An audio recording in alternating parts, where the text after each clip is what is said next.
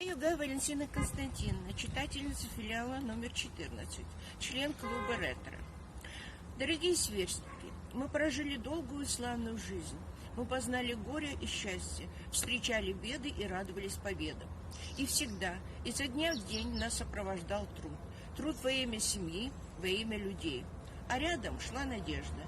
Надежда на перемены к лучшему, лучшую жизнь для наших детей и внуков. Это жизнь. Во всем ее разнообразии, и у каждого она своя. А самое главное, мы востребованы в наших семьях, для наших детей и внуков. Дорогие главные люди Земли, с праздником!